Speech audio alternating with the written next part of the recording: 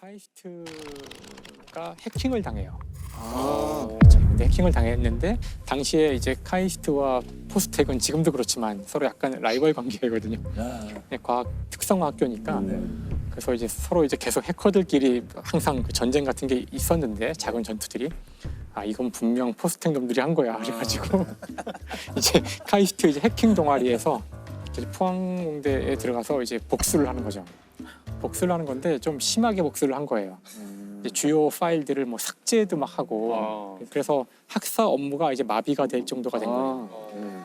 컴퓨터 해킹을 추적하는데 국내 최고 수준의 실력을 자랑하는 과학기술대 학생들이 포항공대 전산 시스템에 침투해서 전산망을 마비시켰다가 검찰에 오늘 적발이 됐습니다. 지난달 5일 새벽 쿠스 회장인 20살 노정석 씨 등은 포항공대 7개 전산 시스템에 침투해 비밀번호 체계를 바꾼 뒤 침투 흔적을 없애기 위해 일부 전산 자료를 지워버렸습니다. 수사검사가 놀랄 만큼 완벽한 솜씨였지만 이들은 결국 한 달 만에 검거돼 노 씨 등 2명이 구속되고 2명은 불구속 입건됐습니다. 저희 때는 되게 충격적인 사건이었어요. 우리 학교 학생이 뭐 해킹했대 그래서 뭐 있을 수 있는 일이지 했는데 뭐 구속됐대 뭐 이러니까 애들이 깜짝 놀래가지고 아니 그거 하면 구속되는 거야? 장난친 건데 구속되는 건가? 막 이제 그랬었던. 근데 이제 물론 이제 학생들이고 뭐 그러니까 타일러 가지고 너 그 해킹 동아리 다 해체하고 당시 안 한다는 각서 쓰고 뭐 해가지고 결국은 잘 좋게 이제 끝났던 것 같아요. 시작은 이렇게 카이스트에서 범죄와 장난의 경계에 있을 것 같은 최초의 해킹 사건을 말씀드렸는데요. 지금의 해킹은 이제 좀 차원이 다르고 아마 앞으로 점점 더 심각하게 될 중요한 범죄가 될 텐데요. 2021년에 있었던 사건인데 작년이네요. 아마 아파트에 사시는 분들은 집집마다 월패드라고 있을 겁니다. 거기서 이제 누가 오면은 거기 화면이 뜨고 그걸 보고서 인터폰으로 사용하면서 문 열어둘 수도 있고 이제는 핸드폰과 연결을 해서 반려견이 혼자 있어도 확인해 볼 수도 있고 뭐 이렇게 진화를 했는데 문제는 이제 이렇게 인터넷에 연결된 집에 있는 전자장치, 컴퓨터 장치들이 해킹을 당할 경우 어떤 일이 벌어질 수 있는지를 보여주는 사건이 벌어진 거죠. 경찰청 사이버 테러 수사대는 일부 공동주택의 월패드가 해킹돼 촬영 영상이 유출된 정황을 확인하고 수사에 들어갔습니다. 월패드 카메라에 찍힌 사생활 영상을 다크웹에서 판매한 정황도 포착됐습니다. 인터넷 커뮤니티에 월패드 해킹 아파트 명단까지 떠돌면서 월패드가 설치된 아파트 주민들은 불안감을 호소하고 있습니다. 경찰은 영상 유출이나 유통 사실 등이 확인되면 정보통신망법 위반과 불법 촬영 혐의를 적용해 해커 검거에 나설 방침입니다.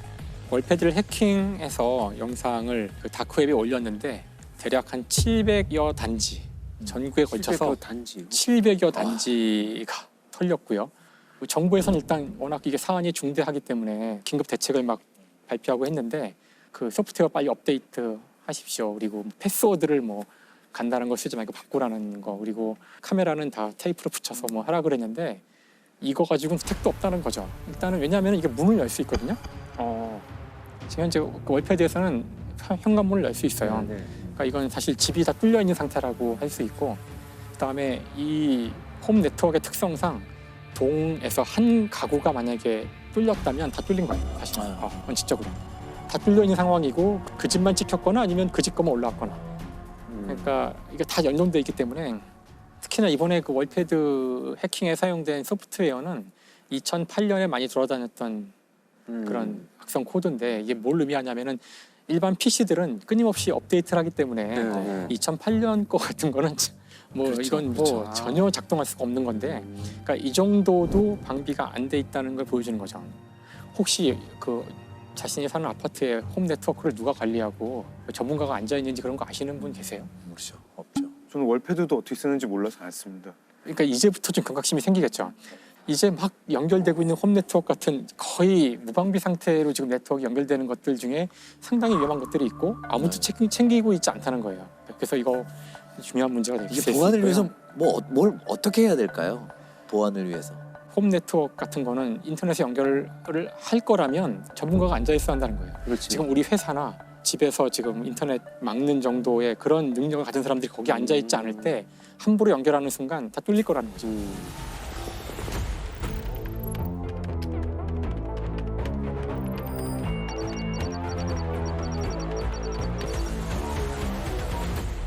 사실 해킹 가운데 가장 널리 알려진 것은 이렇게 두 가지가 아마 널리 알려진 것이 있는데 이제 디도스 공격하는 거하고 그 랜섬웨어가 유명해요. 그래서 정확히 어떤 개념이 뭔가요? 디도스. 그러니까 예를 들어서 뭐 구글 사이트를 디도스 공격한다. 그러면은 구글 사이트에 갑자기 뭐 수천만 개의 접속이 이루어지는 거죠. 갑자기 순식간에. 그러기 위해서는 이제 다른 사람의 컴퓨터를 이용하는 거예요. 그래서 여기에 이용되는 컴퓨터들을 좀비라고 해요. 좀비. 그러기 위해서 프로그램을 뿌려요. 그게 이제 바이러스 프로그램들이죠. 그래서 주로 이런 데 사용된 컴퓨터들은 우리가 매일같이 쓰는 컴퓨터가 아닐 때가 많아요. 병원이나 이런 데 가면은 컴퓨터가 뭐 수백 대 있잖아요. 그중에 한 절반 이상은 옛날에 샀는데 특정한 용도로만 사용되는 컴퓨터들이 있어요. 네, 맞아요. 엑스레이 장비를 뭐 굴린다거나 뭐 업데이트 거의 안 시키고 아무도 보지도 않고 창고에 가면은 뭐 수백 대가 쌓여 있는 거죠. 근데 네트워크에 연결은 돼 있고 보통 이런 것들이 많이 감염이 돼요. 사실 그런 것들이 큰 문제를 일으킨 것 중에 하나가 이제 랜섬웨어가 여기 또 한번 등장하는데 랜섬웨어는 랜섬 이게 몸값이에요. 몸값. 그러니까 말 그대로 랜섬웨어에 이제 감염이 되면 당신의 데이터는 암호화되었습니다. 그러면서 시작이 되죠. 그럼 이제 망한 거예요. 나는 만질 수 없는 컴퓨터가 된 거네요. 그렇죠. 그래서 랜섬웨어 중에서 가장 유명했던 게 이제 워나크라이라는 랜섬웨어거든요. 이제 그 아주 유명했던 랜섬웨어인데 2017년 5월 12일 그날 딱 이제 발견된 건데요. 150개국의 30만 대의 컴퓨터를 감염시켜서요. 워너크라이가 유럽을 중심으로 전 세계에 퍼지고 있습니다. 감염된 컴퓨터 한 대가 네트워크를 통해 다른 컴퓨터까지 감염시키는 특성이 있어 기업뿐만 아니라 국가기관, 병원 등에서 빠르게 확산하고 있습니다. 이 워너크라이를 이제 분석을 사람들이 이제 자세히 해봤는데 너무나 정교한 거예요. 너무나 정교하고 여기에 사용된 그 윈도우즈 공격 그 방법이 놀랍게도 미국 이제 정보국이 있어요. NSA라고 미국 정보국인데요. 정보국에서 비밀리에 만들었던 MS를 해킹하기 위해서 그것이 유출된 것 같다는 거예요. 그것이. 이거는 한 개인이나 한 집단이 하기에는 너무나 고도의 기술을 사용했기 때문에 국가 단위의 어떤 공격이 아닐까 이런 의심을. 아예 정책적으로 이거는 그 뉴욕타임스 같은 데서 이건 혹시 북한이 뒤에 있는 거 아니냐. 북한에 정말 그런 역량이 있나요? 그게 그렇게 될까? 얼마 전에 기사에는 그 해킹으로 벌어들인 돈이 꽤 된다. 아 그런가요? 북한이 사실 그걸로 버텼다. 이걸로 돈을 벌기 위해서 하는 것도 있다고 알려져 있어요.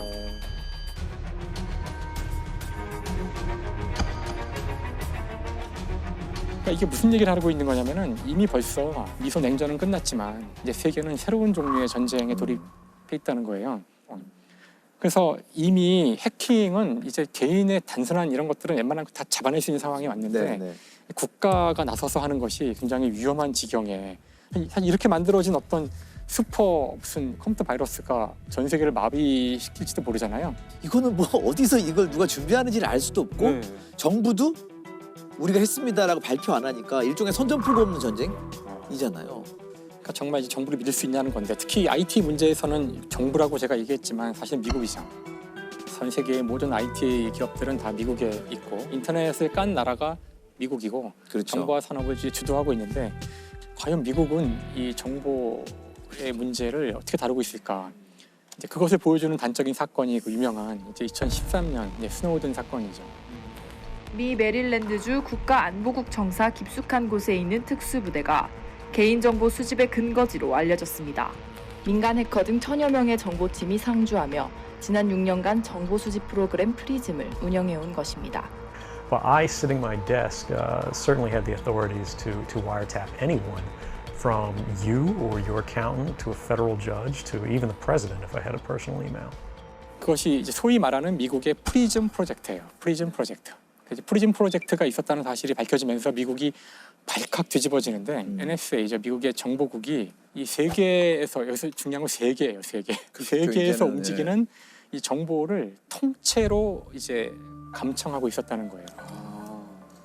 근데 이 감청하고 있는 정도가 어느 정도냐면은 그 대서양 해저에 깔린 케이블이 있거든요. 인터넷. 그러니까 인터넷이 결국은 전선이기 때문에 뭐 태평양이건 대서양이건 지나갈 때 해저에 케이블을 깔아야 돼요. 이 해저 케이블에다가 직접 외부에서 전선을 갖다가 물리적으로 붙여가지고 거기로 지나가는 데이터를 몽땅 다 뽑아내고 있었어요. 실제로 전 세계 망이 회저로 연결돼 있다고요? 연결돼 있죠. 그렇지 않고서 어떻게 써요? 무선 통신으로 가는 건 아니니까. 그래서 통째로 그 붙여서 뽑아내고 있었고, 예. 그러니까 그런 일이 오바마 대통령 하에서 진행이 됐고, 그에 대해 사과 안 했고요. 여전히 이 사람은 간첩죄예요. 국가정보기밀죄고 미국 정부는 이거에 대해서 스노든이 반역자라고 생각하는 거죠. 미국 정부가 굉장히 불법적인 이 일을 전 세계를 상대로 벌인 거고 그걸 고발한 내부 고발자인데 이 문제에 대해서는 미국 좌우 진보 보수 할 거 없이 다 그러니까 무서운 나라. 에드워드 스노든은 반역자다 이렇게. 아니에요. 근데 2014년 그 다음 해죠. 네. 2014년에 에드워드 스노든은 공공 서비스 부문의 퓰리처상을 받아요. 공공을 위해서 이제 훌륭한 기사잖아요, 이게. 네.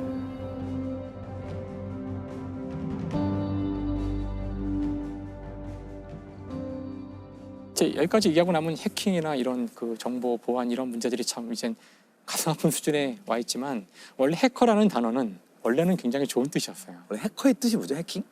원래는 이게 1950년대 말 60년대 초에 그 MIT에 있는 학생들이 자기가 좋아서 어떤 이익을 바라지 않고 그냥 놀이로 즐기는 행동을 할 때 그거를 해킹한다고 그랬어요.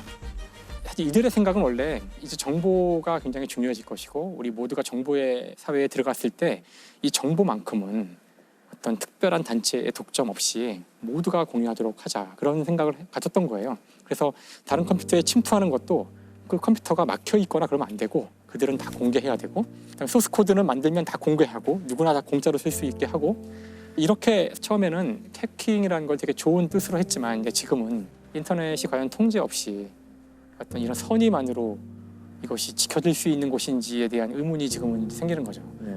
미래에 진짜로 중요한 범죄들이 여기서 벌어질 텐데 문제는 아직 많은 사람들이 이것이 무엇인지 정체도 잘 모르고 있다는 거죠. 그래서 조금 더 우리가 알아야 될 것 같고 그다음에 어떤 것들은 아마 개인의 수준에서 할 수 없는 것들이 있기 때문에 인터넷과 연결된 이 데이터를 다루는 곳에서는 보안에 그에 합당한 관심과 예산이 투입되어야지만 우리 자신의 프라이버시와 정보를 지킬 수 있다. 이 정도 얘기를 할 수 있을 것 같아요. 이제 인공지능이 이제 해킹과 결합하게 되면은 딥페이크 기술이 있어요. 딥페이크 기술. 딥페이크. 그러니까 이제 알파고를 이제 만들었던 알고리즘이 딥러닝이라고 저희가 부르잖아요. 네. 여기서 이제 딥을 따오고 네. 페이크는 이제 속인다, 가짜 이런 거니까 고도의 인공지능 기술을 사용해서 만든 그 페이크란 뜻이죠. 그래서 딥페이크 그 보이스를 이용해서 2019년에 영국의 한 에너지 회사 직원이 자신들과 거래하고 있던 독일의 신용회사가 있는데 독일 그 사람 목소리야. 악센트도 그렇고 하니까 돈을 송금하라고 그래서 22만 유로를 송금을 해요. 한 3억 원 정도 되는 돈인데 이게 먹혔네? 하고서 한 번 더 한 거예요, 전화를. 근데 한 번 더 오니까 이제 이 사람이 약간 이상해서 이 전화번호를 자세히 보니까 전화번호가 독일이 아니라 오스트리아가 찍혀 있는 거예요. 그래서 너 뭐야 이제 이래가지고 이제 이게 탄로 났던 건데 보낸 돈은 못 찾았죠. 그렇죠. 와, 이게 목소리까지 이제 변형하는 단계까지 왔네요. 얼굴은 못 따라 할까요? 예를 들어서 뭐 오바마 대통령이 나와서 뭐 막 욕을 한다거나 President Trump is a total and complete dipshit. So I think I could have a very good relationship with Russia. 야, 무섭다. 딥페이크가 나오자 바로 만들어지기 시작하는 게 딥페이크 이제 포르노죠. 그렇죠. 또 역시. 예. 유명 배우들의 얼굴을 음란물에 나오는 그 동영상 사람 얼굴에 갖다 이제 붙이는 건데 이런 것들은 사실 많이 존재했었어요, 그 전에도. 근데 대개는 너무나 이 기술이 정확해요. 금방 티가 나는 정도였지만 여기에 이제 딥페이크 기술이 쓰이자 지금과는 또 다른 차원의 일단 먼저 그 인공지능을 학습을 시켜요. 그 수많은 사진으로 그 이제 중요한 피처들을 다 뽑아내는 거예요. 그렇게 학습이 다 끝난 그 인공지능에게 다음에 합성할 어떤 사람 몸 사진을 주면은 이걸 바탕으로 새로운 영상을 만들어낼 수가 있는데 말을 한다거나 얼굴을 약간 돌리거나 이런 것들은 이제 이 자체로 그냥 프로그램이 만들어질 수 있는 거죠. 그래서 이런 식의 그 딥페이크 포르노가 처음 발견된 게 2017년 얼마 안 됐어요. 인터넷 검색창에 특정 단어를 입력하자 연예인들의 나체 사진이 쏟아집니다. 20장에 5,000원. 보란 듯한 광고에 이런 사진들이 거래되고 있습니다. 그래서 딥페이크로 만들어진 그 동영상의 96%가 음란물이라고 할 정도로 지금 무시무시한 속도로 지금 이제 퍼져가고 있는데 불법 제작 유포자의 절반 이상이 10대라면서요? 절반이 넘는 정도가 아니라 그 10대가 70%, 20대가 20%, 그러니까 90%가 10대, 20대인데 가장 흥미로워하는 그런 주제에 이걸 사용하는 거죠.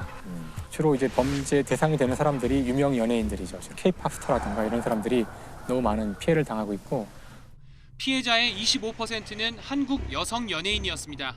이들이 받은 돈은 130만 원 가량이라고 밝혔습니다. 딥페이크 범죄가 잇따르자 지난해 딥페이크 처벌법까지 만들어졌는데요. 성폭력 특별법, 허위 영상물 편집, 합성, 가공에 해당되면 이게 5년 이하의 징역과 5천만 원 이하의 벌금인데 이제 이걸 만약에 판매를 해서 수익을 얻거나 그러면은 7년 이하의 징역 이렇게 중한 죄인 거죠. 이렇게 발전이 되는 걸로 봐서는 인물까지 만들어내는 수준까지 가니까 그렇죠. 이 사람들이 이제 인공지능이 좀 더 우리 사회에 들어오면 어떤 일이 벌어질까 이런 일을 하고 있지만 이미 들어왔어요. 그러니까 좀 뭔가 좀 약간 우울한 얘기만 한 것 같아서 아니 근데 다 느끼실 거예요. TV 보시는 분들이. 그래서 좀 이제 밝은 얘기도 하자면 이제 우리가 이제 인공지능이 과연 우리의 범죄자를 잡고 하는 또는 그 법을 집행하고 하는 그 과정에서 도움을 줄 수 있을까? 제가 오늘 여기서 이야기하는 것도 벌써 약간 뒤터져 있을 수 있고 방송이 나갈 때 또 바뀔 수 있을 만큼 속도가 빨라요. 일단 제가 찾을 수 있는 정보들을 찾아봤더니 법률과 관련한 인공지능 이런 그 컨퍼런스가 계속 열리고 있는데 2019년 2년 전이죠. 알파고하고 이세돌이 둔 바둑 시합처럼 이제 법률가들이 모여서 인공지능과 시합을 하는 그런 게 몇 번 있었대요. 3팀은 인공지능과 사람이 팀을 짜고 여기 9팀은 변호사 2명이 팀을 짜서 모두 12팀이죠. 그래서 이제 경쟁을 하는데 흥미롭게도 이제 1등부터 3등까지 이 3개가 모두 인공지능 인간 협업팀이에요. 변호사 2사람이 한 거는 이 안에 들지 못했어요. 3등 안에. AI가 변호사를 상대로 법률 자문 대결에서 압도적인 승리를 거뒀는데요. AI는 인간과 비교할 수 없을 만큼 빠르고 정확하게 계약서를 분석했습니다. 컴퓨터하고 법률은 굉장히 잘 맞을 수 있는 그런 조합인데 왜냐하면은 이 법률이라는 게 일단 빅데이터를 다루는 거고요. 엄청나게 많은 법조문과 수많은 판례들을 다루는 거고 수사하고 기소하고 뭐 재판하고 이게 굉장히 체계화돼 있고 그래가지고 알고리즘적으로 컴퓨터가 하도록 만들기 쉬운 분야라는 거예요. 그래서 이미 에스토니아 같은 경우는 이제 소액 재판 같은 경우를 지금 하고 있는데 굉장히 빨리 처리를 해주기 때문에 사람들이 좋아하고 만약 불만이 있으면 2심으로 가면 되는데 2심은 인간 판사가 할 수 있기 때문에 물론 이제 형사 재판은 안 되고요 아직. 그러니까 이제 민사 재판을 하는 건데 중국이 되게 빠르게 이걸 하고 있어요. 중국 빨라요. 2017년부터 중국은 이미 인터넷 화상으로 하는 재판이 진행 중인데 스크린상에는 여기 인공지능 판사, 원고, 피고가 떠서 여기서 이제 서로 이야기하고 듣고 판결을 내리는 거라고 하더라고요.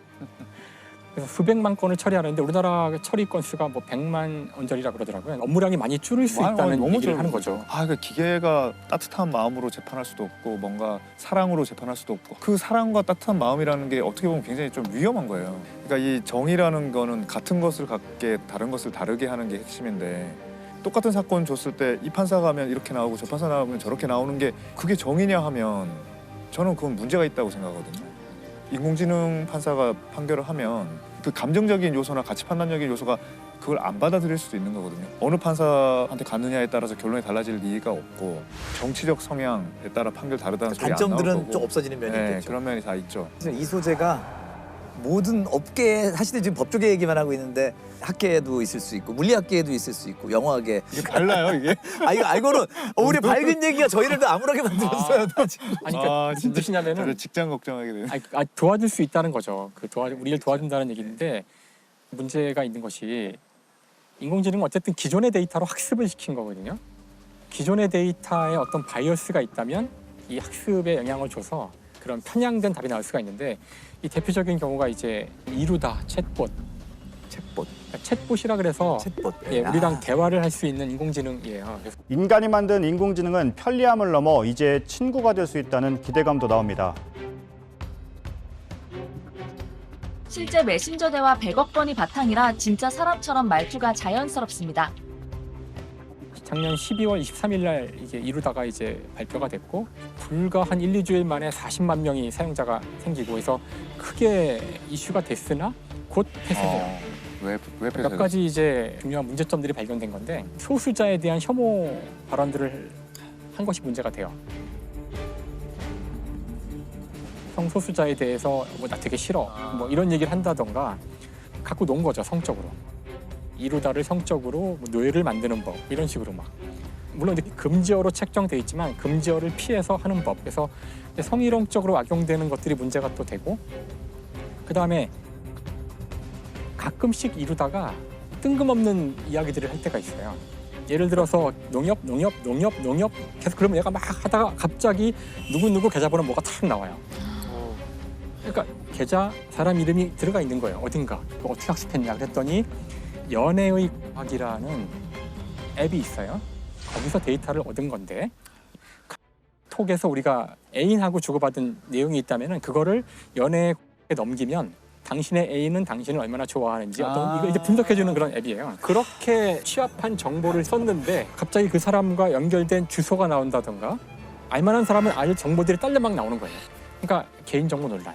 개발업체는 연애앱 운영 당시 이용자들에게 메신저 대화를 다른 서비스 개발에 쓸 수 있다고 알렸다고 합니다. 결국은 우리의 데이터. 바치고 있죠 우리가. 이 챗봇은 결국 우리가 갖고 있는 어떤 편향을 그대로 갖고 가니까 특히 이게 미국에서는 그 인종차별에 대한 뿌리 깊은 그 편향이 들어있어서 인공지능들이 문제가 되고 있죠. 그래서 아까 인공지능 판사도 어떤 문제가 있냐면은 결국 지난 수십 년간의 우리 판례로 이제 학습을 할 텐데 그 판례 안에 만약에 혐오가 들어있고 그렇죠. 옛날에 이루어진 그런 판결들을 다시 반복할 확률도 있고요. 그래서 결국은 이게 인간의 문제라는 거죠. 네. 이 기술을 누가 통제하고 어떤 사람들이 이 기술을 가지고 돈을 벌고 이 기술의 가장 중요한 부분에 결정을 내리는지를 우리가 알고 거기에 관여해서 이 기술이 정말 범죄가 아니라 인간을 위해서 쓰이도록 해야 한다. 이게 결론입니다. 이쪽 관련 범죄들이 엄청 많아지면서 우리나라도 어느 순간 사이버 수사대라는 게 생겼죠. 일단 컴퓨터 역사에서 초창기에는 그런 게 많지 않았었던 이유가 대부분 군에서 개발을 했고 기업체에만 들어있고 하니까요. 개인 PC가 나온 다음에야 이제 범죄라고 할 수 있는 것들이 생기기 시작해요. 아마 그 당시에 범죄라고 해봤자 주로 이제 PC를 들고 훔치는 것 정도가 아닐까. 컴퓨터 범죄가 심각해진 것은 컴퓨터들이 서로 연결된 다음이죠. 즉 이제 인터넷 컴퓨터 범죄라고 할 수가 있을 텐데 저희가 여기서 반드시 한번 얘기를 해야 되는 게 인터넷 얘기를 좀 해야 돼요. 그렇죠. 인터넷 얘기도 물론 한참 얘기해야 되지만 핵심만 하나만 얘기하면 기본적으로 이건 군사 장비예요. 원래 이름은 아르파넷이라 그래서 이걸 개발한 이유는 적의 핵 공격이 있었을 때 만약에 모든 정보가 하나의 컴퓨터에 집중돼 있거나 펜타곤에 다 있다거나 그러면은 거기 미사일이 하나 떨어지는 순간 끝장나는 거잖아요. 그렇죠. 그러면 어떻게 이런 동시다발적인 수많은 핵무기 공격에 우리가 대응할 거냐? 정보를 수많은 곳에 분산해서 쫙 퍼뜨려 놓고 이것들 사이를 다 연결을 해놔서 마치 그물망처럼 돼 있으면 찢기지 않고 살아남을 수 있잖아요. 그러니까 이런 개념으로 마치 만들어진 거예요. 중요한 거는 핵무기의 공격에도 정보가 없어지지 않도록 구축된 그런 네트워크라는 사실을 우리가 알아야 돼요. 이게 나중에 굉장히 중요해질 거예요. 자신의 어떤 프라이빗한 정보가 그렇게 올라가는 순간 지우기가 힘들어요. 우리가 인스타그램에 한번 올린 이야기들 계정을 폐쇄하고 싹 없애도 그건 아마 영원히 남아있지 않을까요? 어딘가에는? 오늘 아까 두 분 인스타 올리셨잖아요. 우리 돈 쓰러 가자. 네. 그건 영원히 남을 거라는 얘기죠. 가장 상처를 주는 범죄들이 인터넷과 온라인 그리고 컴퓨터라는 걸 통해서 그러니까 이제 그 얘기를 하려면 이제 어두운 진실을 알아야 되는데 사람들이 쉽게 인터넷을 마음대로 다닐 수 있는 어떤 그 플랫폼이 필요한데 오늘날 우리가 그것을 이제 브라우저라고 부르죠. 브라우저. 브라우저의 예는 뭐 크롬, 인터넷 익스플로러 이런 게 브라우저예요. 자, 이게 나오자마자 이걸로 돈을 버는 사이트가 만들어져요. 바로 진짜 1년도 안 돼서. 뭐가 만들어졌죠? 바로 플레이보이예요. 플레이보이. 역시 그런 쪽부터 먼저 정말 빠르게 판단한 거죠. 이 사람들이 이게 돈이 될 거란 거를. 근데 놀라운 거는 이제 인터넷에서 버는 돈의 50%가 포르노 상업이었대요. 그래서 플레이보이 그 사이트는 지금도 그렇지만 당시에도 최강의 보안을 자랑하는 보안 업계에서는 최고의 능력자예요. 그래서 사실 우리가 놀라운 일인데 지금 사용하는 수많은 보안 기법들이 다 플레이보이에서 온 게 많고요. 그래서 이제 워터마크 기법이라는 게 있어요. 그러니까 우리 눈엔 보이지 않지만 사진에다가 그 사람들만 알 수 있는 어떤 작은 신호를 심어요. 그러면 이제 누군가 이제 만약에 사이트의 사진을 가져가잖아요. 그럼 내 적발이 되는. 거에다 공개를 하면은 스파이더라는 프로그램이 있는데 스파이더가 웹을 계속 다니면서 그 워터마크를 찾고 다니는 거예요.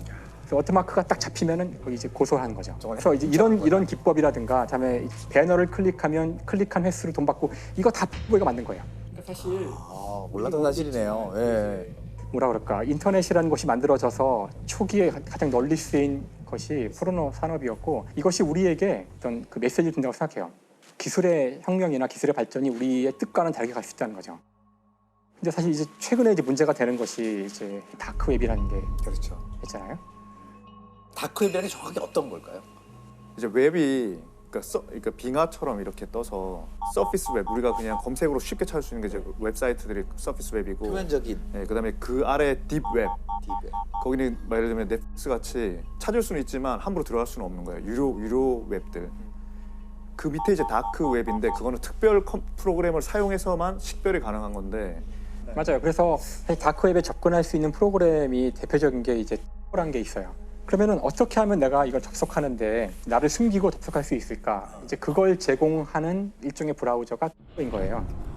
그래서 тор을 통해서 접속을 하면 얘가 어떤 식으로 나를 여기 접속시켜 주냐면은 저기로 한 번에 가는 게 아니라, 예를 들어 뭐 루마니아에 있는 컴퓨터를 통해서, 그다음에 루마니아에서 뭐 중국에서 어디 뭐 칠레, 미국, 그런 다음 들어가는 거죠. 그런 식으로 이렇게 가기 때문에 이쪽에서 이제 역으로 알아가려면 문제가 생겨서 역으로 이게 어디서 왔지? 그러면은 저한테 바로 오는 게 아니라 일로 가는 거죠. 그러면 이걸 뒤지려면은 영장을 받아서 칠레에 가서 거기서부터 막히는구나. 칠레를 찾아도 또 중국에. 근데 문제는 이게 내가 한 번 네트워크를 접속했다 그래서 계속 유지가 되고 있는 게 아니라 바꿔요. 수시로 계속 랜덤하게.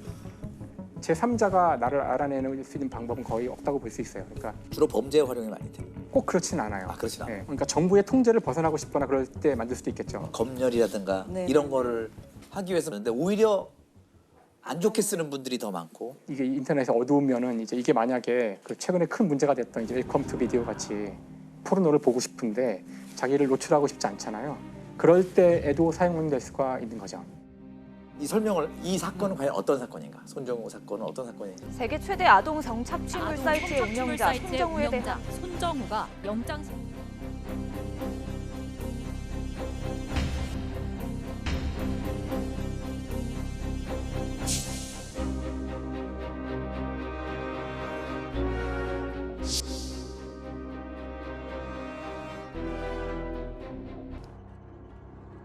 어떻게 1년 반 진짜 그거 밖에 안 그냥 나오죠? 정말 납득이 저도 안 가더라고요. 왜 손정우가 그때 1년 6개월밖에 안 받았나라고 하면, 네.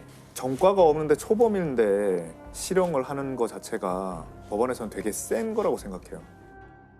만약에 손정우가 직접 아동 성착취물을 아동을 활용해서 촬영했다면 그건 훨씬 더 중하게 처벌했을 거예요. 근데 이제 다른 사람들이 만든 거를 그냥 서비스만 해줬다고 생각했던 걸 아닐까.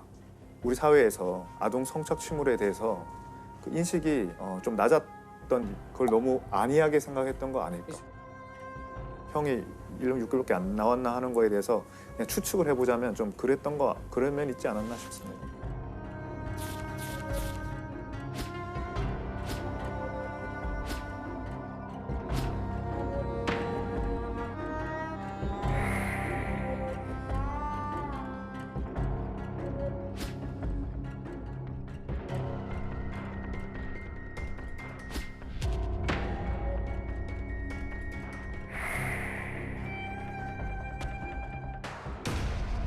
아마 그게 미국으로 갔으면은 형량이 엄청났을 거라고. 엄청났겠죠. 네. 그렇죠. 거기는 뭐 80몇 년, 100년 뭐 이렇게 때려버리잖아요.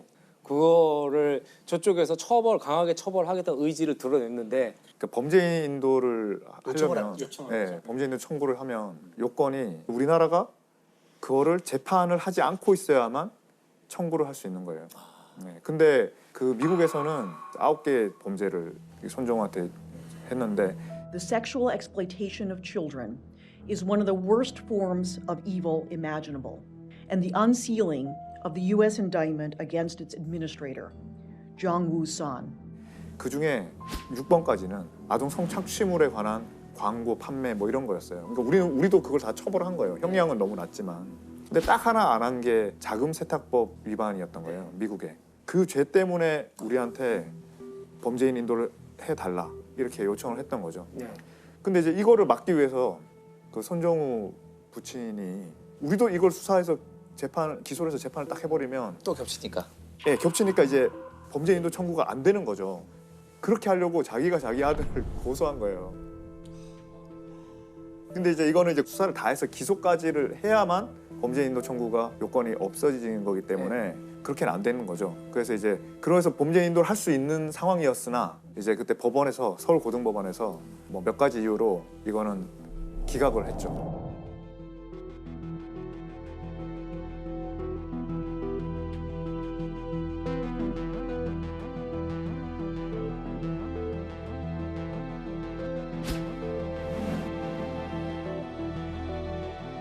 그 범죄인 인도 조약의 목적이 범죄 예방과 억제라 하더라도 거기에 국한된다 하더라도 그런 사람을 제대로 처벌해야 억제가 되고 예방이 되잖아요. 그렇죠. 네, 그런 측면에서 좀 비판을 많이 받았던 것 같습니다.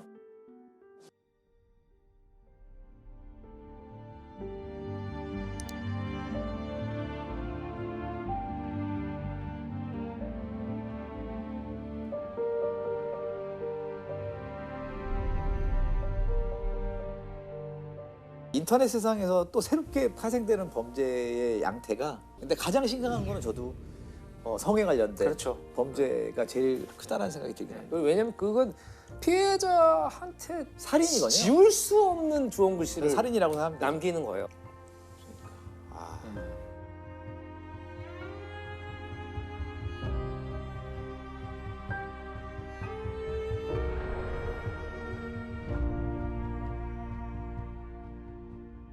이 분야는 정말 지금 폭발적으로 범죄량이 늘어나고 있다고 하더라고요. 그래서 오늘 제가 이야기할 것은 특히 여기 그 불법 콘텐츠 범죄 가운데 최근에 있었던 가장 큰 사건이죠. 흔히들 그 N번방 텔레 성착취물 제작 및 유포 사건이라고 하는 건데요. 너무 충격적인 사건이었죠.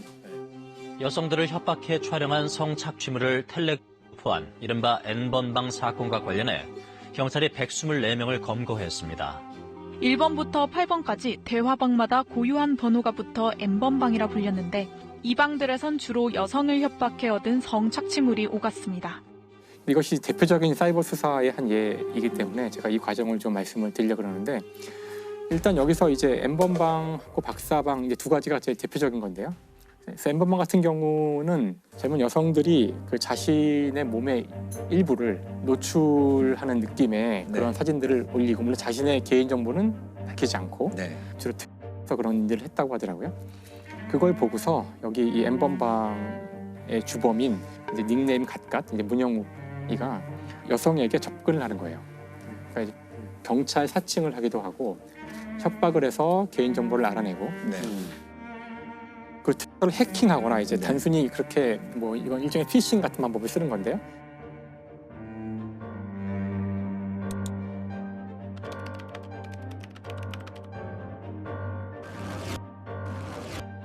개인정보 일단 알아내게 되면은 그 다음부터는 이제 이거를 뭐 너희 부모한테 얘기하겠다 아니면 주위에 알리겠다고 해서 사진을 또 요구하는 거예요. 근데 사진이 이제 점점 수위가 높아지는데.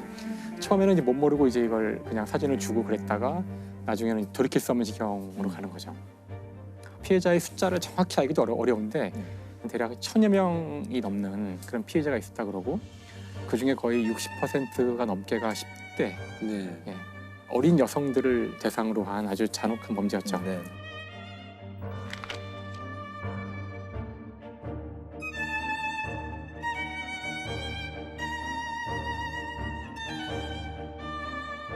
그 문영욱은 2019년 8월쯤에 다른 사람한테 운영권을 넘기고 그만뒀다고 하더라고요. N번방이 2019년 9월에 이제 폐쇄가 되자 조주빈이라는 이제 새로운 사람이 나타나는데 그 이제 이 친구는 이거 가지고 돈을 벌 수 있겠다. 그래서 이거 가지고 이제 돈을 버는 본격적인 장사를 시작해요. 그러니까 거의 비슷한 수법을 쓰는데 뭐 조금 약간 다르다면은 방을 여러 개 만들어가면서 돈을 받고 그 돈을 받은 거에 따라서 등급을 매기고 그 등급에 따라서 사진을 보내주는 콘텐츠를 제공합니다. 그런 식으로 해서 돈을 버는 일을 했던 거예요.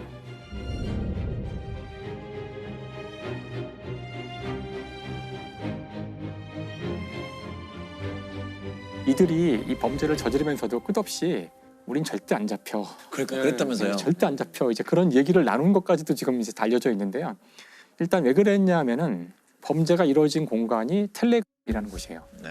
이 텔레그램은 이거를 사용하는 고객들의 정보를 절대 외부에 넘기지 않겠다. 이제 그런 정책을 가지고 있어요. 네. 이걸 사용한 사람들의 정보를 얻고 싶으나 국외에 있는 서버에 대해서는 우리 사법권이 미치지 않고요. 그러니까 협조를 구해야 하는데 협조 안 하는 거죠. 네. 그런 방법이 없어요. 이제 그걸 믿고서 이제 이 조지빈과 문영욱은 우린 절대 안 잡혀 이제 이렇게 얘기를 했던 것이죠. 그 다음에 이제 이것이 2019년에 벌어진 이유도 지금 암호화폐가 있기 때문이거든요. 그러니까 암호화폐를 써서 돈을 다 주고받고 누군지를 알아낼 수 없는 상황이라면은 조주빈이 말하는 것처럼 정말 잡기가 힘든 상황일 수도 있겠죠. 근데 이제 오늘 아마 제 이야기의 결론이 될 수도 있을 텐데요. 그래도 잡힌다. 그래도 잡을 수 있다. 이제 그게 이제 저희 그 사이버 수사대가 하는 일이죠. 어떻게 검거됐나요? 그 조주빈 같은 경우는 지금 돈을 벌려고 지금 이걸 하고 있는 거잖아요. 그러니까 암호화폐를 쓰는 한은 누가 누구한테 주는지 알 수 없어요. 근데 여기서 약점이 항상 있죠. 결국은 이 암호화폐를 내가 현실에 사용하려면은 우리 화폐로 바꿔야 돼요. 그러니까 이제 그 화폐를 바꿔주는 곳이 있다고요. 거래소죠, 거래소. 네, 그렇죠. 국내 거래소에 협조를 얻어가지고 수상한 암호 그 화폐 주인이 누군지에 대한 정보를 얻었어요. 그 돈을 가져가는 사람은 추적을 하기 시작했죠. 근데 그 중에 이제 A 씨가 있었는데 그 돈을 가져다가 어느 아파트에 소화전에 갖다 놓고 이제 오는 거예요. 이제 추궁을 했더니 자기는 단지 부탁을 받고 배달만 하는 사람이다. 그러면 이제 소화전에 있는 돈을 가져간 사람은 그러면 진범일까? 이것도 확실하지 않은 거죠, 사실. 그래서 이제 경찰이 잠복 수사를 잠복 수사를 이제 하면서 진짜 복잡하게. 근데 가만히 봤더니 이 사람이 그 돈을 가지고 누군가를 가서 또 만나요. 그러니까 정말 이걸 안 잡히려고 정말 이중 삼중으로 해놓은 거예요. 그래서 지금 이제 돈을 받고서 이동할 때 길거리에서 서명 받는 사람들 있잖아요. 네. 서명을 하라고 했는데 서명을 했대요. 그래서 이제 경찰이 그걸 보고서 따라가서 봤더니 조주빈하고 이게 써 있는 거야, 생년월일이. 물론 아직 확신할 수 없지만 경찰은 이제 최초로 주범의 이름을 본 거죠. 조주빈. 자꾸 돈이 일로 오는 거예요. 그러니까 얘인 것 같다, 아무래도. 결국 돈이 모이는 곳이 이 친구더라. 그럼 이제 중요한 것은 이 사람인 것 같으니까 그 다음부터는 이제 국내에 여러 가지 수법을 이용할 수 있어요. 그러니까 조주빈이라는 사람이 들어있는 사이트들도 이제 알아볼 수 있을 거고요. 그래서 여러 가지 단서들이 나오기 시작해요. 이 녀석이 분명히 범인인 것 같다. 이제 증거가 모인 거죠. 그래서 이제 조주빈이 집을 나와서 밖에 나갔다가 다시 돌아와서 들어갈 때 검거를 했대요. 조주빈은 잡힌 거죠. 이런 식으로. 조주빈은 집을 들어가 보니까 현금으로 1억 3천만 원인가가 있었고 휴대폰이 있었대요. 몇 개가 있었대요. 9개인가 뭐. 그 중에 2개 정도가 이제 중요한 데이터가 있는 거라고 생각해서 가지고 왔는데 당연히 락 걸려 있고 안 풀리는 거죠. 근데 또 이제 여기서 사이버 수사대에 2달 가까운 노력 끝에 결국은 이걸 풀어요. 풀었죠. 일단 이게 풀리자 박사방에 들어와서 실제로 이 동영상을 보고했던 범죄에 일조한 사람들이죠. 그 정보가 안에 있어요. 그러니까 일단 다 잡을 수 있는 거죠. 조주빈이 지난 3월 붙잡힐 당시에 필사적으로 숨기려고 했던 휴대전화가 있었습니다. 끝까지 입을 열지 않았던 이 휴대전화 암호를 경찰이 2달 만에 풀어서 분석에 들어갔습니다. 현재 박사방 유료 회원은 40여 명 정도가 특정됐는데 조주빈 휴대전화에 담긴 정보로 유료 회원을 추가로 확인할 수 있습니다. 그러면 문형욱은 또 어떻게 잡았나요? N번방. 그러니까 문형욱이 조금 더 이제 어려웠는데 좀 뒤에 잡히거든요. 좀 뒤에 잡혔죠. 네. 그러니까 이들이 검거되기 전에 둘이서 텔레그램에서 나눈 대화가 있대요. 조주빈이 먼저 물어봤대요. 그러니까 근데 이거 우리 돈을 주고받은 게 있어서 혹시 잡히는 거 아니야? 뭐 이렇게 물어봤다는데 근데 문형욱이 너는 그런지 모르지만 나는 돈을 주고받지 않았다고 문화상품권만 받은 적이 있대요. 근데 그건 내가 받아서 쓴 적도 없고 그냥 다른 사람 줬기 때문에 나는 절대 안 잡혀. 설사 나를 잡아도 증거가 없기 때문에 난 풀려날 거야. 뭐 이렇게까지 그 경찰을 막 능멸하는 거죠. 실제로 굉장히 어려웠다 그래서 저도 이제 자세히 찾아봤는데 결론을 이야기하자면은 정확하게 어떻게 잡았는지를 자세히 알 수는 없어요. 잡는 방법이 또 유출되면 안 되니까. 그렇죠. 그래서 그렇네요. 몇 가지 내용만 조금 이제 언론에 나온 내용들이 몇 가지가 좀 있어요. 예를 들어 이런 건데요. 그러니까 이제 문형욱이 자기가 어떻게 피해자들을 해킹했나 이런 거 막 자랑하고 막 그랬던 모양이에요. 그러면서 자기 폰으로 어떻게 해킹하는지를 이렇게 보여줬대요. 해킹하는 장면을. 근데 그때 살짝 자신의 핸드폰의 바탕화면이 보인 거예요. 살짝. 거기에는 내가 사용하는 앱들이 있잖아요. 물론 뭐 뻔한 앱이 나오면 소용없지만 잘 사용하지 않는 앱이 몇 개 보이면 이제 그걸 이용할 수 있거든요. 그래서 이제 그 중에 한 앱이 이제 널리 쓰이지 않는 앱 같은 거 그런 것들이 보이니까 그 업체에 협조를 요구해서 아이디를 다 받고 거기서 이제 이상 징후가 보이는 아이디들을 추출한 다음에 그걸 가지고 좁혀 들어갔다고 하더라고요. 그러니까 이것이 이제 썼던 수법 중에 하나래요. 방법 중에 하나예요. 2017년 사용한 휴대전화를 비롯해 디지털 증거를 들이밀자 이렇게 많은 자료가 쌓여 있고 증거가 있어 버틸 자신이 없다며 자신이 가까시 맞다고 인정한 것으로 전해졌습니다. 이제 이 범죄를 저지른 주범들도 중요한데 사실은 이용자들에 대한 추적도 굉장히 중요할 것 같거든요. 그렇죠. 그래서 이 사건 같은 경우도 그 이용자들을 처벌해야 된다는 전 국민적인 그때 요청도 있었고요. 네. 일단 그 유료 회원 같은 경우, 박사방의 유료 회원 같은 경우는 많이 다 검거가 됐고요. 무료 회원들은 이제 정보가 없기 때문에 안전할 거라고 생각할지 모르지만 여기도 역시 네. 그 사람들이 동조할 때 사용했던 자기 계정이 국내 뭐 포털 사이트의 계정이면은 다 수사 협조할 수 있거든요. 네. 이제 그런 식으로 다 찾아갈 수 있어요.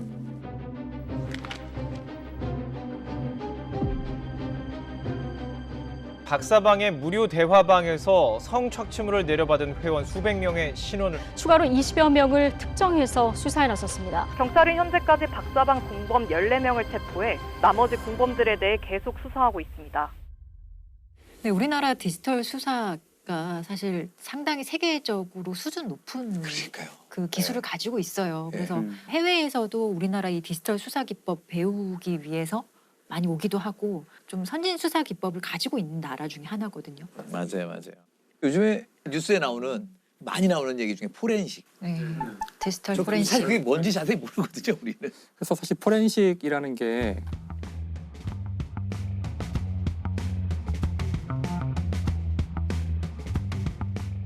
실제 포렌식에서 많은 분들이 궁금해하시는 게, 그러니까 내가 데이터를 다 지워버리면, 다 지우고 포맷하거나, 근데 이제 그래도 그걸 복구를 할 수 있다고 알려져 있잖아요. 그거죠. 그러니까 그게 이제 왜 가능하냐면은 information is physical. 정보는 물리적인 것이다.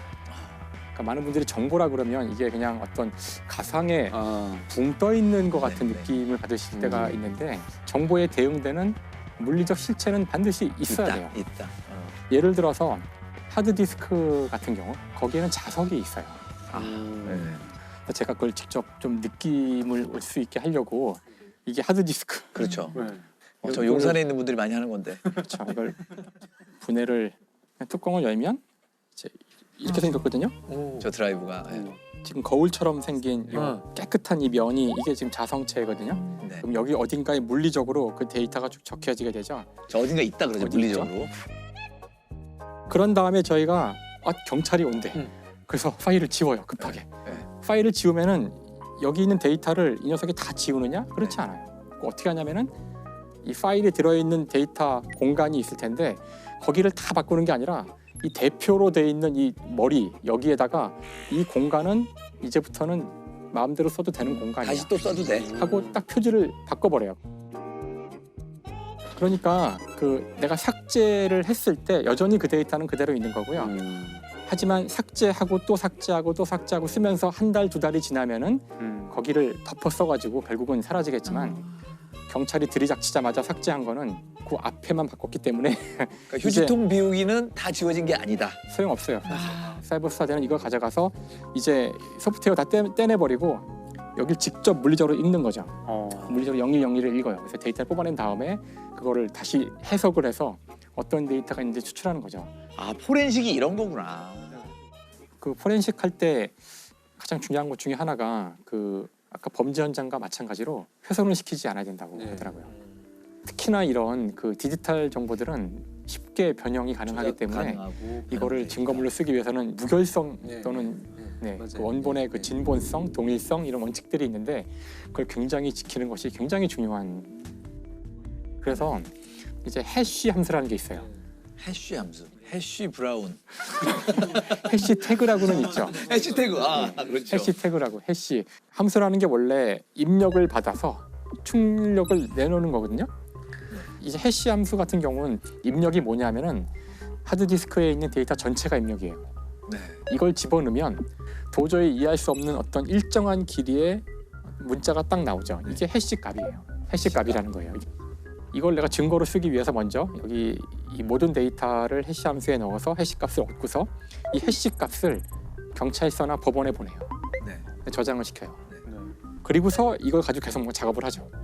작업이 다 끝난 다음에 증거로 쓰기 직전에 여기서 제출한 이 데이터와 이게 같은지를 해시 값을 가지고 비교를 하는 거죠. 네, 네. 이게 같다면 변형이 일어나지 않았다는 걸 알 수가 있어요. 네.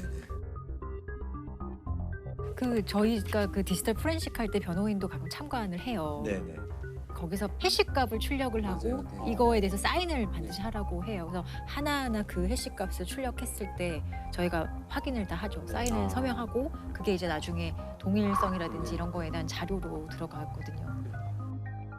이 처벌 결과가 굉장히 궁금했을 것 같아요.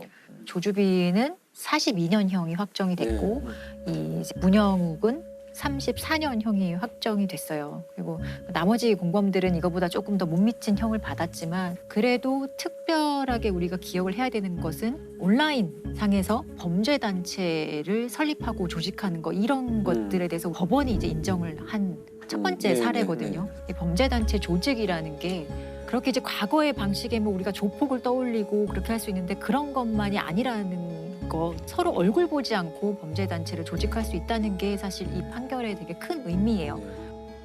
이 사건 이후에 좀 많은 제도적 변화가 생겼다고요? 그래서 흔히 N번방 방지법이라고 얘기를 많이 하죠. 근데 어떤 N번방 방지법이라는 개별법이 있는 것이 아니라 이런 N번방을 좀 방지해 볼 수 있는 그런 여러 가지 법률을 좀 총합한 개정안을 이제 묶어서 N번방 방지법이라고 얘기를 하죠. 그 대표적인 게 이제 불법 촬영을 사실은 소지하거나 시청하거나 다운로드 받거나 이런 게 원래 범죄가 아니었어요. 이제 성폭력 범죄 처벌에 관한 특례법에 이런 불법 촬영을 시청, 소지 이런 행위도 다 이제 범죄로 딱 명명을 하기 시작을 한 거예요. 그때부터. 이제부터 성인을 대상으로 한 성착취물일지라도 소지, 구입, 저장, 시청 어떤 행위에 대해서든 최대 3년까지 징역형에 처할 수 있습니다. 동의 여부와 상관없이 성관계를 하면 처벌하는 연령이 과거 13세 미만에서 이제는 16세 미만으로 높아집니다. 이들을 상대로 성행위나 추행을 했을 경우엔 공소시효 없이 끝까지 처벌됩니다. 사이버 수사 얘기에서의 핵심은 저희가 언제나 반복해서 하는 이야기지만 범죄를 저지르면 꼭 잡힌다는 거. 텔레그램 같은 거 쓰면은 안 잡히겠지 이거 안 통한다는 거예요. 그 사람이 우리 사회에서 살고 있는 한은 어떤 식으로든 범죄의 흔적을 남기게 되고 그 모든 범죄의 흔적을 찾아낼 수 있는 기술들이 지금 개발되고 있다는 거를 꼭 알려드리고 싶었어요. 근데 이제 앞으로는 가상현실과 관련된 범죄가 지금보다 더 수준이 깊어질 확률이 크다고 보는데 그 이유는 바로 이제 요즘 아마 종종 언론에서 나오는 바로 메타버스. 이제 많은 분들이 대충 메타버스는 이런 걸 거다라고 이제 알고는 계실 거예요. 하나의 어떤 가상의 공간이 만들어져서 마치 실제와 같이 내가 그 가상의 세상에서 사는 건데 거기서 다른 사람들을 만나고 이야기하고 그 안에서 내가 땅을 사고 집을 짓기도 하고 돈이 벌리고 돈을 벌 수도 있고 지금은 뭐 충분치는 않겠지만 미래에는 그 안에 완전히 실생활과 같은 그런 많은 것들이 만들어질 거라는 이제 그런 전망을 사람들이 하고 있고요. 우리나라에서도 그 잽라는 메타버스가 있는데 거기 지금 현재 누적 가입자가 몇 명이나 되는지 아세요? 제가 봤을 때가 2억 몇 명이었거든요. 최근에 3억. 물론 이제 3억 명이 지금 상시로 쓴다는 얘기는 아니고 누적 가입이니까 뭐 액티브 유저가 지금 한 달에 한 2천만 정도라고 지금 추정을 하고 있으니까 굉장히 많은 사람들이 이미 메타버스에 가 있고요. 그런데 왜 우리는 모를까요? 여러분 모르시잖아요. 젊은 세대들이 주로 이용하기 때문에. 10대. 7세에서 12세까지가 50%, 거의 절반 가까이가 그렇고요. 18세까지가 또 한 20%, 그러니까 한 7, 80%는 10대예요, 10대. 근데 메타버스를 정말 어린 때 접하는 건 저는 좀 우려하고는 있어요. 너무 어린아이들한테 텔레비전 시청을 권하지 않잖아요. 다른 어떤 감각들을 키우는 데 방해가 되기 때문에 아주 어릴 때 어떤 현실 세계에 대한 이미지 같은 거를 확실히 갖지 못했을 때 거기에 빠져드는 게 과연 좋은 일일까? 저는 좀 그런 생각해요. 그 스마트폰이 처음 나왔을 때도 우리가 처음에 반응은 언제나 열광이잖아요. 이제 우리가 스마트폰이 나온 지 10년이 지나면서 이것이 범죄에 어떻게 이용될 수 있는지를 이제 충분히 아직도 충분한지는 모르겠지만 이제 우리가 알고 있죠. 그래서 가상현실, 특히 메타버스 같은 데서 일어날 수 있는 일단 1차적인 범죄들이 어떤 게 있을까? 아바타가 누구한테 한 대 얻어맞으면 어떨까요, 기분이? 그거 뭐 그 안에 가상현실인데 라고 생각할 수도 있겠지만 또 한편으로는 되게 마음이 아플 수도 있다는 생각이 들기도 하고 아바타가 성추행 당하면 어떨까요? 아니 몰입했다면 굉장히 안 좋을 수 있을 것 같아요. 하루에 대부분의 시간을 여기에 사는 사람이라면 나한테는 현실보다 이 가상의 세계가 더 중요할 수 있을 텐데 그때 나한테 가해지는 나의 아바타한테 가해지는 그런 물리적 폭력 그것은 나한테 어떤 의미일까? 그것을 법으로 제재를 해야 될 필요가 있을까? 사실 이 문제에 대해서는 이미 전례가 있었어요. 거의 최초의 온라인 멀티 유저 게임이 1993년 정도에 나왔는데요. 머드라는 게임이 있었어요. 먼 옛날이죠. 게임이라 그래봤자 글자밖에 안 나와요. 당신은 방에 들어갔습니다. 눈앞에 뱀이 나타났습니다. 뱀을 어떻게 할까요? 1. 칼로 찌른다. 2. 발로 밟는다. 무시하고 지나간다. 뭐 이런 게임이에요. 거기서 만나는 사람들은 실제 하는 사람들을 만나게 되는 건데요. 실제 이 게임, 머드 게임 중에서 어떤 한 사람이 다른 사람을 성적으로 공격하게 돼요. 성적 공격을 하게 되는데 그게 상대한테 너무나 큰 상처였고 그 사람이 그걸 가지고 이제 진정을 올리고 그래가지고 그 성적 공격을 했던 그 사람이 유저에서 박탈당하는 일이 벌어져요. 이때 사람들이 이걸 놓고서 많은 논쟁을 벌여요. 아니 그래봤자 게임 속의 캐릭터인데 그것 때문에 이 사람을 이 정도까지 그 벌을 주는 게 맞나? 뭐 이런 논쟁이 그때 한 철학자가 이런 질문을 던지죠. 혼자 하는 게임에서는 윤리적 문제가 없나? 예를 들어 혼자 하는 게임 속에서 우리는 지금도 수없이 많은 살인을 저지를 수 있잖아요. 총을 들고 다니면서 막 사람들을 샷건으로 쏴 죽이거나 뭐 윤리적인 문제가 있다고 생각하지는 않잖아요. 그러자 그 철학자가 이런 질문을 던져요. 만약 당신이 하는 그 게임에서 사람과 똑같이 생긴 대상을 고문을 하는 건 괜찮을까요?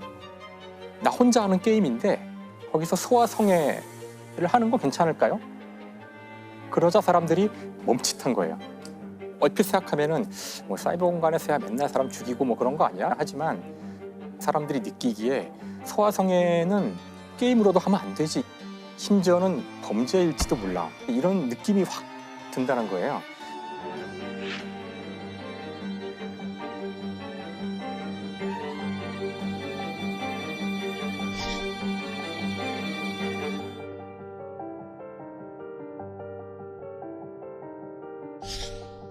자, 그런데 이제 우리 아이들이 하루에 상당히 많은 시간을 이미 벌써 메타버스 안에서 보내고 있고요.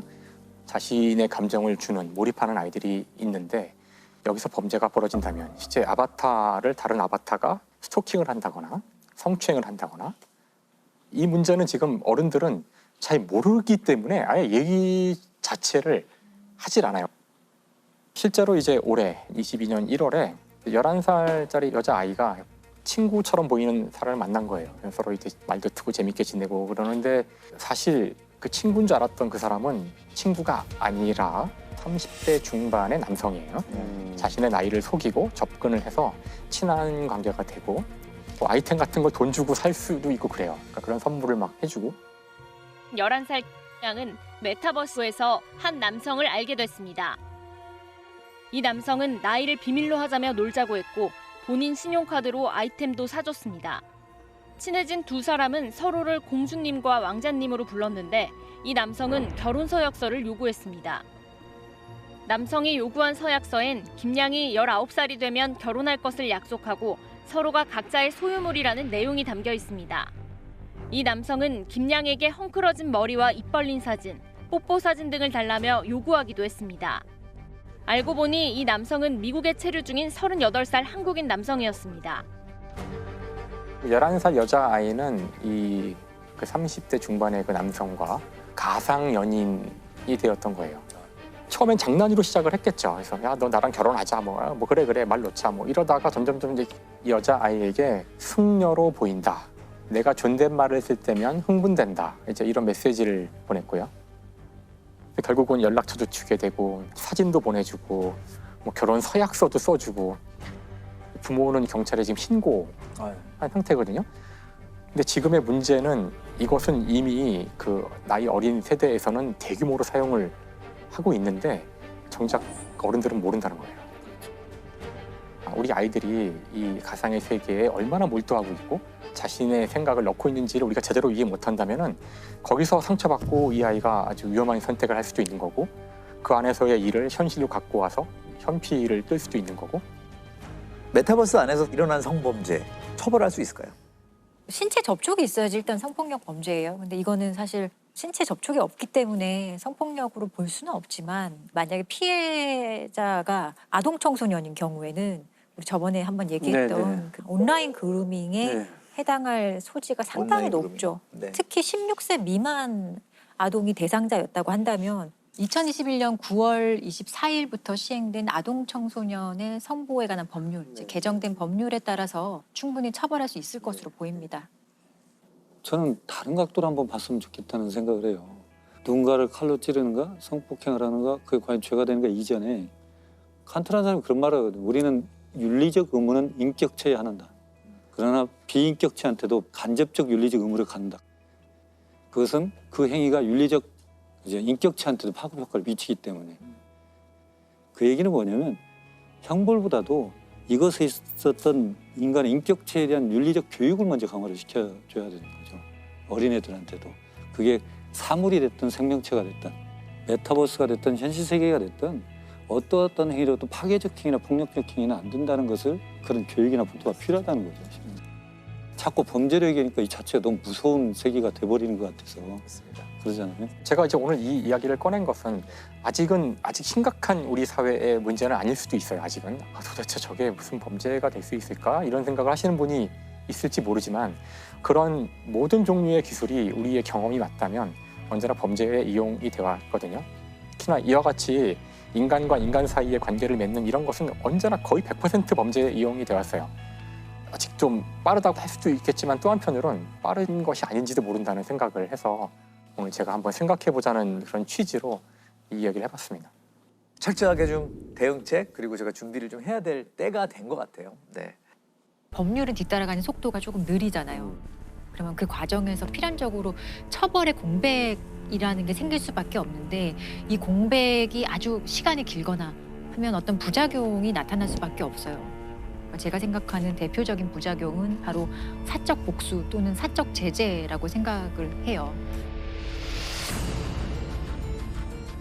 사적 제재는 정해진 사법 체계를 통하는 것이 아니라 개인이나 또는 집단이 직접 처벌하거나 또는 처단하는 행위를 말하는 겁니다.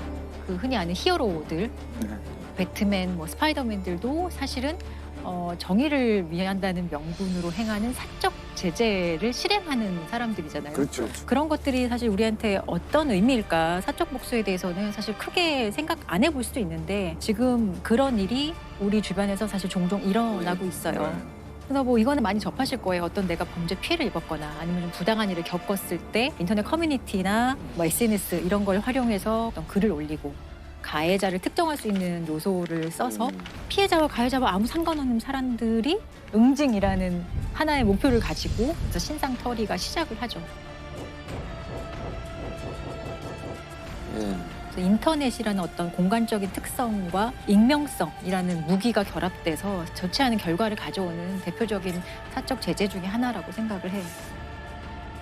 최근에도 또 사적 제재로 논란된 사건이 있었죠. 네, 그래서 N번방이 이제 너무나 어떤 그 사회적인 충격과 사람들의 공분을 샀기 때문에 가해자들이 누군지, 이 범죄자들이 누군지 좀 궁금해했잖아요. 그런데 신상에 공개된 사람은 조주빈을 포함한 6명밖에 없었거든요. 다른 그 가담자들은 공개되지 않는가 그런 거에 대해서 사람들이 답답함과 어떤 갈증을 느끼고 있을 당시에 한 SNS 계정에서 신상 공개되지 않은 이 가담자들의 신상을 하나둘씩 올라오는 계정이 발견이 돼요.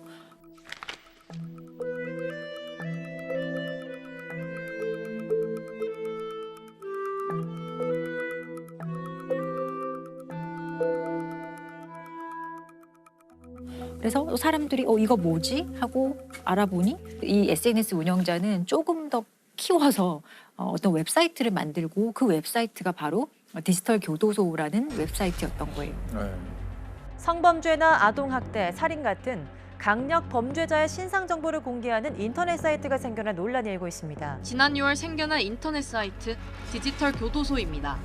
성범죄나 살인을 저지른 강력범 90여 명의 이름과 사진, 혐의까지 자세하게 올라와 있습니다. 범죄자들에 대한 관대한 처벌의 한계를 느껴 신상 공개로 사회적 심판을 받게 하겠다며 개인이 개설한 사이트로 알려져 있습니다.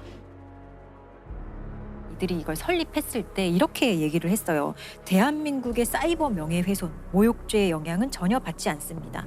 표현의 자유가 100% 보장되기에 마음껏 댓글과 게시글을 작성해 주시면 됩니다. 사실상 그 인터넷이라는 그 수단을 통해서 온라인상에 박제를 하겠다라고 이제 선언을 한 거죠. 그 여론이 어땠나요? 그래서 댓글들이. 사실 당시의 어떤 분위기가 이 디지털 교도소에 대해서 놀랍게도 좀 반응이 뜨거웠었어요. 현대판 홍길동이다 이런 반응도 있었고 법이 못하니까 이렇게 개인이 하는 거 아니야? 라는 이런 식의 여론이 있었어요. 영화나 드라마 속에서도 사실은 그 막 자경단의 역할을 하는 사람이 처음에는 좋은 뜻으로 시작했다가 결국 안 좋은 결과를 맺게 되잖아요. 디지털 교도소도 그런 문제점이 이제 수면 위로 드러나기 시작을 했어요. 몇 가지가 있었어요. 한두 건이 있었던 것이 아니라 대표적인 사건이 대학생 하나가 디지털 교도소에 신상이 공개된 이후로 아주 억울함을 호소하다가 심장마비로 숨진 채 발견되는 사건이 있었어요. 대학생 A씨의 사진이 디지털 교도소에 올라온 건 7월 중순.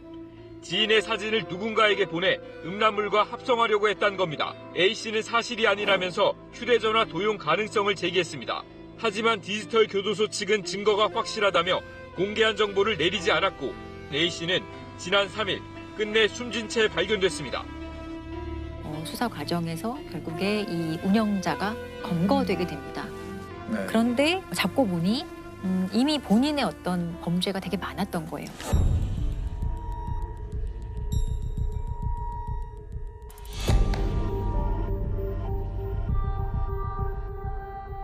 베트남에서 검거된 디지털 교도소 운영자 30대 남성 A씨는 오늘 오전 6시 20분쯤 인천국제공항 제1터미널을 통해 입국했습니다. A씨는 피해자에게 하고 싶은 말이 있느냐를 묻는 기자들의 질문에 아무 대답을 하지 않고 호송차에 올라탔습니다. 피해자들한테 한 생각 없습니까? 숨진 대학생한테 한 생각 없습니까?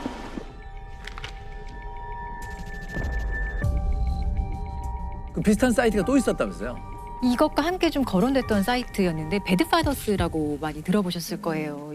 이혼을 하게 되면은 양육하지 않는 사람은 양육하는 사람한테 양육비를 반드시 줘야 하거든요. 네네. 근데 실제로 법원에 판결을 받거나 합의가 됐음에도 불구하고 실제로 양육비를 이렇게 안 주는 사람들이 되게 많았어요. 그래서 이런 것들이 되게 사회적인 문제가 되자 배드파더스라는 이름의 사이트를 개설을 합니다.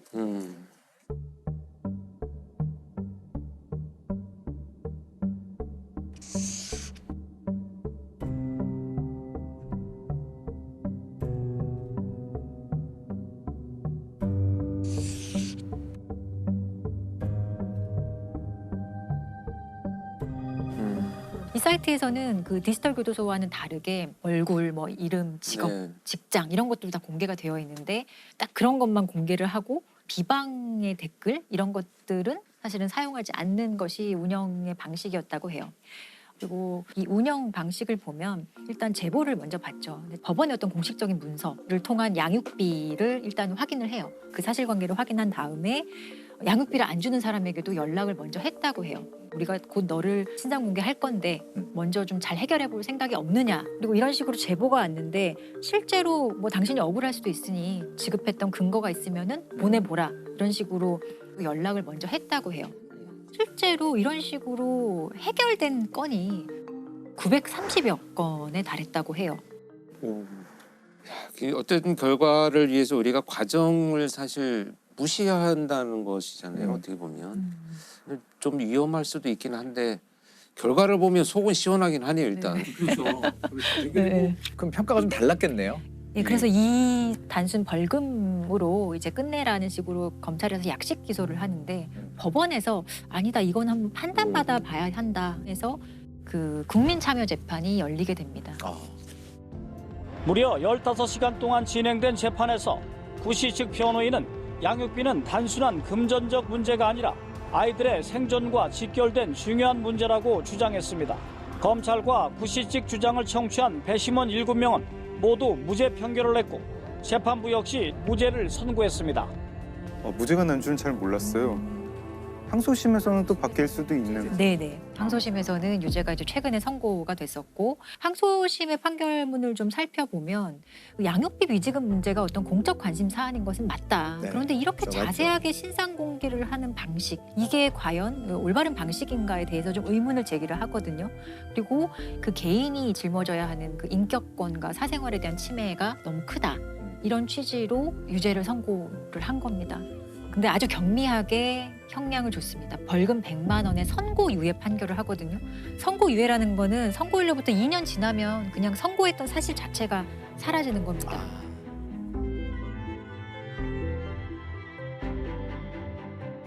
이 문제가 일단 첫 번째는 무죄 선고가 됐었고 두 번째는 유죄가 됐지만 경미하게 판단되었다면은 이런 거를 공적화시키는 방법을 논의해야 되지 않을까요? 그렇죠. 배드파더스 사건 이런 것들을 계기로 좀 바뀌게 되는 게 양육비 안 주면 출국 금지도 당할 수 있고 운전면허를 이제 박탈당할 수 있어요. 그리고 여성가족부 장관이 신상 공개를 할 수 있도록 법률이 개정이 됐어요. 그러면 어느 정도 제도적으로는 매우 큰 영향을 준 겁니다. 그 작용은 확실히 답은 아닌 것 같아요. 그럼요. 예. 궤도 루팡이 실제 있으면 어떻게 될까요? 다던가? 범죄자죠, 궤도 범죄자. 범죄자죠. 범죄자죠. 예. 그게 소설이니까 후련한 거지. 실제 일어난다면 사실은 마냥 응원하기 쉽지 않을 거예요. 한 번씩 다 생각해 볼 만한 이야기입니다, 진짜. 바로 사이버 불리입니다. 사이버 불리. 사이버가 이제 사이버 공간 뭐 이런 얘기고 불리는 이제 집단으로 괴롭히다라는 뜻인데 불리라고 학교에 있는 그쵸. 좀 못된 학생들. 맞아요. 학생들이 온라인 공간상에서 특정한 사람을 괴롭히는 그 행동들을 얘기하는데 주로 청소년들, 학생들. 최근 사회관계망 서비스 SNS 등에서 괴롭힘을 당해온 중학생이 투신에 숨지는 안타까운 사건이 발생했습니다. 한 여고생이 스스로 목숨을 끊었는데요. 사이버 불링의 피해자였던 것으로 조사됐습니다. A양이 사이버 따돌림, 이른바 사이버 불링을 이기지 못하고 극단적인 선택을 했다는 게 수사당국의 판단입니다. 그 2020년에는 왜 코로나19 이제 팬데믹 딱 터져서 등교일수 줄어들었잖아요. 그래서 신체 폭력은 절반으로 줄어들었는데 소위 얘기하는 온라인상에서의 그 사이버 폭력 이게 두 배로 늘어난 거죠. 학교 폭력의 새로운 유형인 거죠. 학교 폭력 새로운 유형. 어떤 게 있을까요? 학생들 사이에서 이루어지는 사이버 불링. 이런 용어들 아세요? 혹시 이제 그 떼카. 떼카. 아, 떼카. 처음 들어보는데. 떼는 여러 명이서 떼창처럼. 카. 톡으로 뭐 욕을 보낸다. 그렇죠. 예.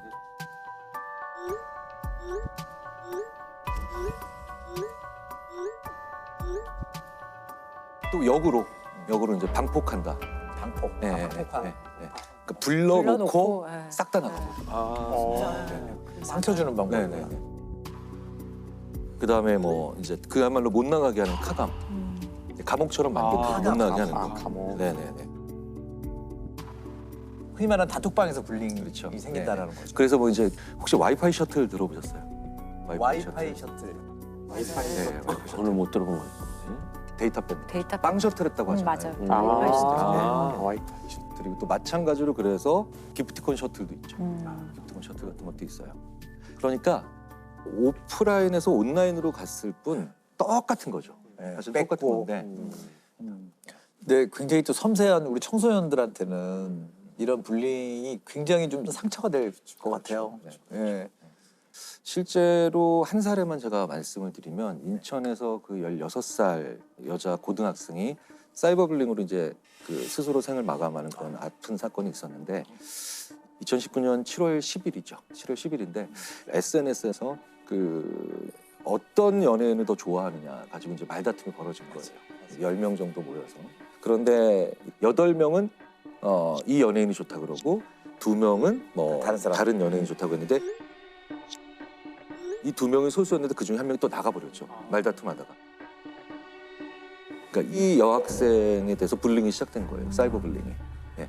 이게 가해자들이 피해자의 신상 정보 다 이제 알아내서 이런 식으로 협박을 했어요. 10분에 하나씩 네 정보를 올리겠다. 네. 그러니까 이 방에 있는 친구들은 서로 모르는 친구. 모르는 사람. 모르는 친구. 한반 친구들이 아니고. 네, 모르는 사람. 그래서 피해자가 도대체 내가 잘못한 게 뭔데 너희들 나한테 이러느냐라고 당연히 항변을 했겠죠. 근데 그 가해한 여학생들이 나간 걔 편을 들었으니까 이제 네가 책임져. 예. 논리적 근거 없이. 그래서 이게 하루 만에 그날 새벽에 아파트 20층으로 올라가는 그 피해 여학생의 모습이 CCTV에 잡힌 거고 극단적 선택을 하게 된 결과로 이어졌죠. 단 3시간 만에 일어난 일이에요. 단 3시간 만에. 순전히 카톡 그런 이제 SNS 안에서의 이야기만 가지고 얼마든지 일어날 수 있다는 거예요. 근데 3시간이 사실 심리학자의 생각을 보자면 3시간이 뭐 그렇게 짧은 시간도 아니에요. 얼마든지 일어날 수 있죠. 그렇죠. 왜 예전에 우리가 전혀 모르는 상대방으로부터 받는 공격이 테러잖아요. 미지에 전혀 모르는 신원 미상의 상대로부터 받는 공격이 되면서 테러가 나한테 자행되는 것 같은 그런 고통을 겪게 되죠. 톡방에서 불링을 했던 학생들 조사가 이루어졌나요? 그러니까 무려 석 달이 지난 10월 15일에야 그 가해 학생들의 휴대전화가 압수가 되고 조사가 됐다는 거죠. 근데 뭐 다 삭제됐겠죠. 다 삭제가 되고 이제 흔적이 없어서 사망 직전 2시간 동안 가해 학생들과 나눈 대화가 지금도 베일에 쌓여 있다라고 합니다. 못 찾았구나. 근데 더 안타까우면서도 분노가 느껴지는 건 피해 학생이 극단적 선택을 했잖아요. 근데 가해 학생들이 그 이후에 보인 태도라는 거죠. 이런 거예요. 그렇게 약한 애를 처음 본다. 까불어놓고 뭐 자살을 하냐. 그러니까 굉장히 저주에 가까운 그런 표현도 했어요. 빨간 드레스 입고 장례식장 가고 싶다. 뭐 이런 얘기까지도 나왔다 그러더라고요. 수사해. 뭐 크크크 뭐 이런 거. 그 이후에도 피해자가 고인이 되고 난 다음에도 여전히 사이버 불링을 한 셈이 되는데요. 이게 사이버 불링이 엄연한 좀 폭력이라고 인지하는 게 굉장히 중요할 것 같아요. 법률상으로도 사이버 불링 이거 범죄에 들어갈까요? 2012년에 아예 사이버 따돌림이라는 정의 규정이 새로 들어왔어요.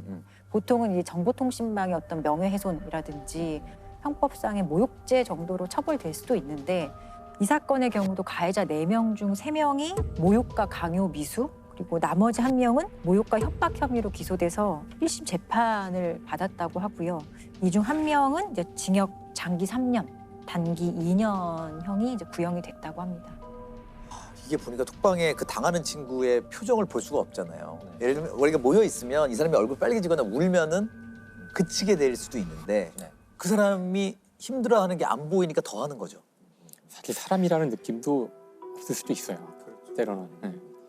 확실히 도구가 간접 도구가 될수록 죄책감이 약해지는 건 사실이에요. 온라인의 키보드이기 때문에 사실은 진짜로 뺨을 때리거나 그 친구의 머리채를 잡고 흔든 거라는 느낌을 덜 가지는 건 사실입니다. 그런데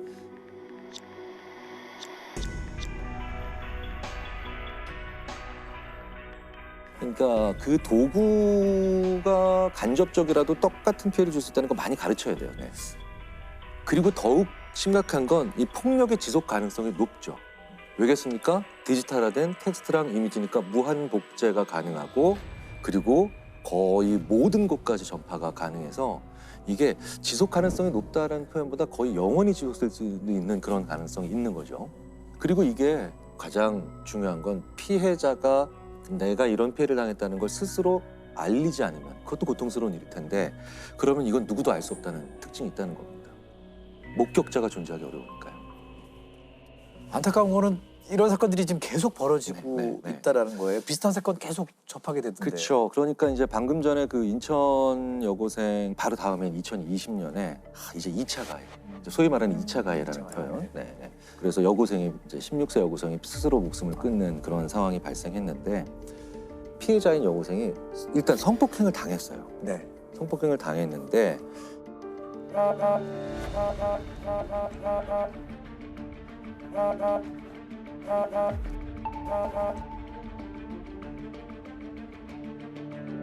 주요 가해자가 3명이었는데 그중에 1명은 실제로도 피해자의 같은 반 친구, 같은 반 급우였죠. 급우였는데 사이버 공간에다가 걔가 행실이 안 좋다, 남자를 밝힌다, 외모에 대한 비하, 그다음에 품행에 대한 어떤 저질스러운 얘기들.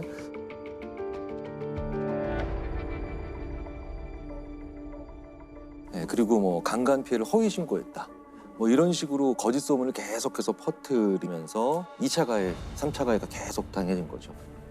그러던 와중에 이 가해자들은 피해자가 과거에, 즉 중학교 시절에 성폭행을 한번 당했다는 사실을 알게 되고 그것까지도 더 주위에 알리겠다, 이렇게 이제 협박을 했다는 거죠.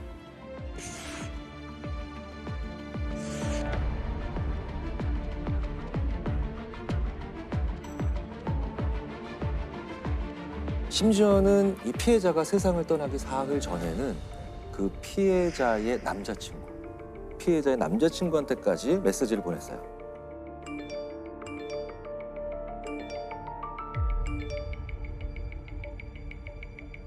이게 피해자가 가장 두려워했던 점인 것 같아요. 네. 피해자가 그래서 결국 전학을 하려고 했었는데 그 전학 갈 학교에서도 가해자가 될 사람을 섭외를 한 거예요. 그래서 이 SNS에 불러들여가지고 그 친구까지도 가담하게 하는 그런 집요함을 보였습니다.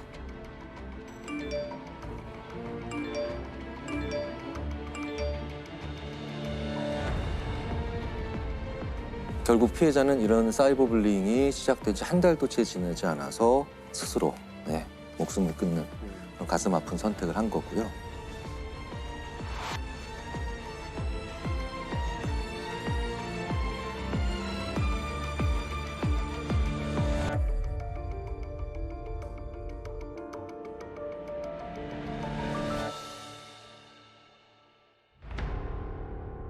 진짜 성폭행 피해만으로 힘들었는데 사이버 불링으로 입을 정신적 피해가 정말 상상이 안 갈 정도로 좀 굉장히 힘들었을 것 같다는 생각이 다시 한번 듭니다. 실제로 피해자가 겪었을 그런 공포나 두려움을 우리가 사실 뭐 가늠하기는 정말 어렵겠죠. 하지만 사이버 불링 피해자의 마음을 조금이라도 짐작해 볼 수 있는 방법이 있기는 있습니다. 사이버 폭력 백신. 사이버 폭력 백신이라는 걸 만들어내셨어요. 네.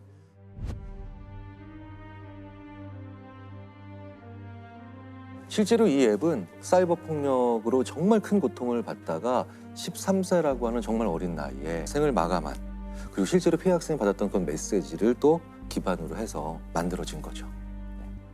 들어가 보면 자, 지금부터 당신은 사이버 폭력의 피해자가 됩니다. 피해자가 됩니다. 이제 보세요. 이제 이게 이제 오는 거예요. 오는 거예요. 민지한테 왔어요? 민지한테 왔어요.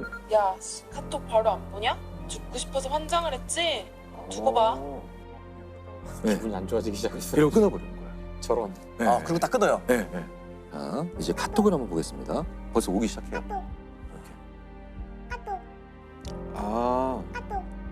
계속 오네요. 네. 민지 뭐. 그래서 이제 알림창이 지금 열어보는 거죠. 미친 듯이 오는 거예요. 네. 계속 오는 거예요. 네. 자, 입장을 했어요. 이제 뭐 변명하고 설명할 시간이 없는 그러니까 이게 그냥 이제 기관총을 맞는 것 같아요. 그러네요. 그러니까 우리 학교 치타 시리즈 3 화장실에서 김밥 먹는 거 붙여. 올려가고 또 이제 반응들이 이렇게 오죠. 저걸 찍어서 올리는 거죠. 네.